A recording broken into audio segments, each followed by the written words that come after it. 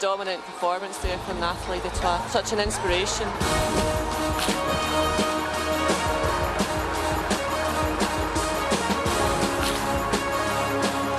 Dutoit takes gold number 3 here in Delhi. Nathalie Dutoit receives the gold.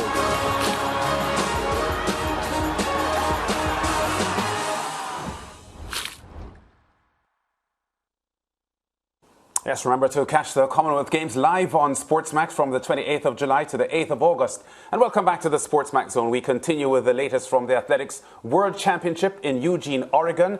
As they did in the 100 meters, the USA men swept the medals. In the 200, Noah Lyles was in devastating form, blitzing the field in 19.31 seconds, a national record that, and the third fastest time in 200-meter history.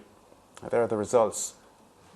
Kenneth Bednarek and Arian Knighton chasing the winner, Noah Lyles. The Dream Richards from TNT finishing 6th in 20.08 seconds and missing out on a medal there after winning the World Indoor 400-meter title earlier on this year. Leighton Levy is still with us to continue talking about what happened in Eugene, Oregon last night. So the Americans, Leighton, swept the 200 meters. Not entirely surprising given what we had seen earlier in the heats and the prelims, that Noah Lyles was as good as he was. Yeah, but 19.31, I don't think anybody saw that one coming. I mean, when you look at the reality of it, 19.50 was his PB before that. I thought he would be within that range, which is why I said yesterday that I thought that Lyle and Bednarek and, of course, perhaps Jeremy Richards would be able to challenge him. The thing is that he came last night ready and he blew everybody away. This reminded me of Bolt back in 2009 in Berlin when he destroyed the field and raced past Alonso Edwards on the curve, and everybody died after that. When you look at what he did last night, it was very similar, in that he took the field out so fast that nobody was able to be at their best beyond that, because he dragged everybody into their zone where they were completely uncomfortable. And, of course, young Knighton clearly wasn't ready for that. So the reality is that Noah Lyles has now stepped into rarefied air here. Michael Johnson, the fastest American since Michael Johnson in 1996 at 19.32, and only now behind Johan Blake and Usain Bolt as the fastest men ever to run the 200 meters. It was a fantastic performance by all three Americans. But the reality is that Noah Lyles has stepped up to a new level because he's now in the pantheon of, 4? Fantastic performance. Yeah, and you know what? To put some emphasis on the way he blew the field away, Leighton, he came off the turn already the winner, given what he had done in the first 100 meters of the race. We were looking at Arian Knighton as someone who could probably challenge him, but he, along with Jeremy Richards, the lone Caribbean figure in the field, were completely outpaced. Coming into the home stretch, it was obvious that they were too far off to land a significant blow on Lyles. Yeah, and of course, and it dragged everybody out of their race plan. That's the thing. When you do these extraordinary performances, we've seen it with Bolt, 1919, 1930, 1932. Every single time he ran a race like that, it put all of his opponents into a zone where they've never experienced before. Because you have an idea of what your opponent's race plan is going to be. But when they step outside of that plan, how do you respond? I remember Michael Fritter saying that when he ran in that final in 2008 in Beijing, that he was on pace, he believed, to be on the podium. But he tried to go with Bolt, not realizing that Bolt was in a different level here, running 9.69, and took him out of his race plan and completely destroyed his race. He finished, I think, 5th or 6th.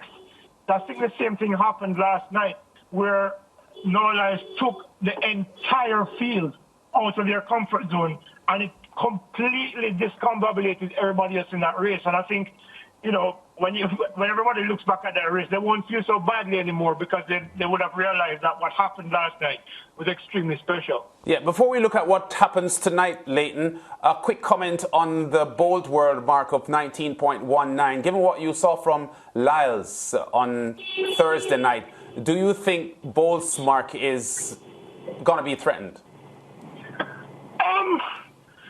Yeah, as you know, Lance, it's not a linear thing, huh? Maybe under the right circumstances and where he doesn't have to run rounds, and if the conditions are right, I think Lyles can possibly go faster. He said something that was significant last night, which is indicative of when athletes run really fast. He said that the race he felt like he was going slowly. That's what happens when you're really traveling. And I think under the right conditions, maybe he'll come close. I mean, Johan Blake ran 19.26, and had the wind been right, he would have probably gotten that world record of 19.19. So it's within the realm of possibility, absolutely.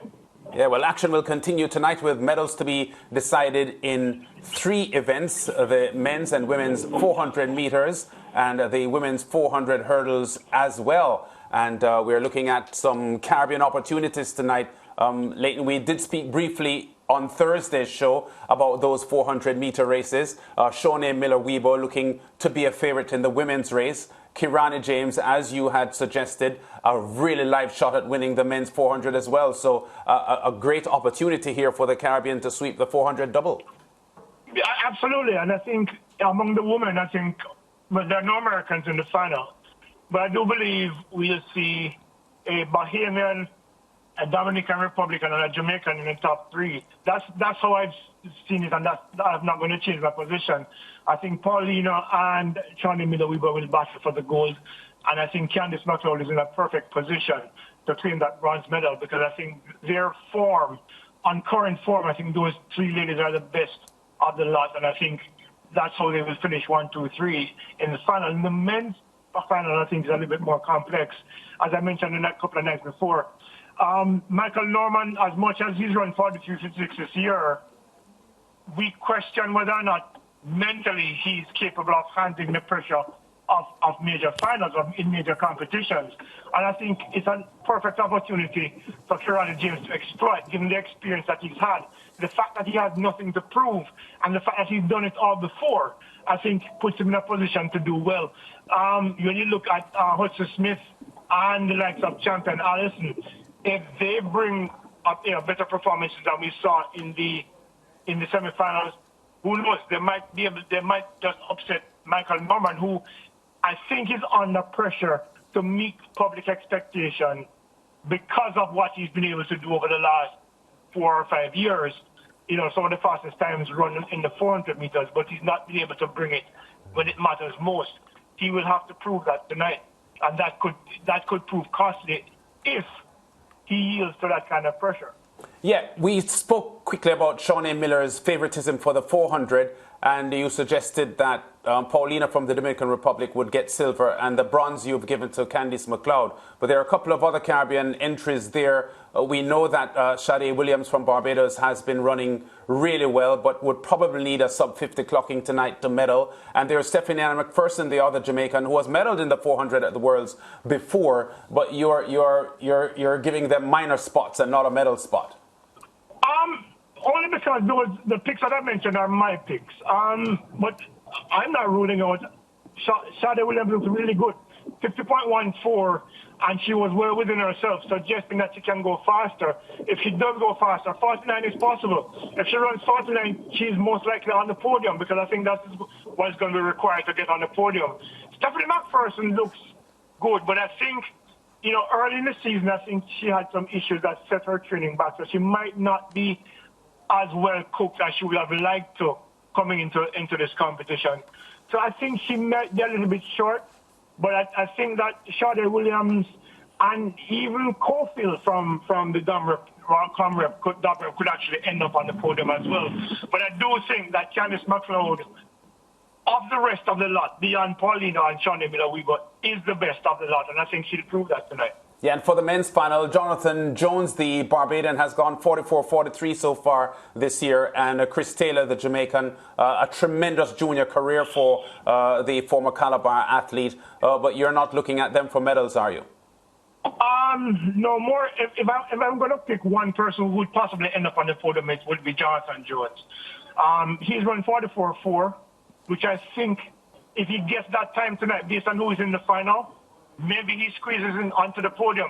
I think 44 low is a little bit beyond Christopher Taylor this year.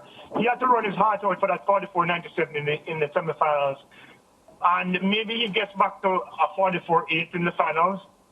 But if there is anyone of the two who is likely to end up on the podium, it would be Jonathan Jones, because I think he has that time in his legs already, even though I think he might just be outside of the medal.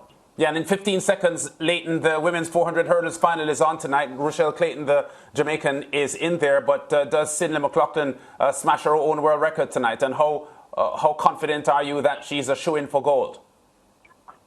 I don't know if anybody can beat her at all, Lyles.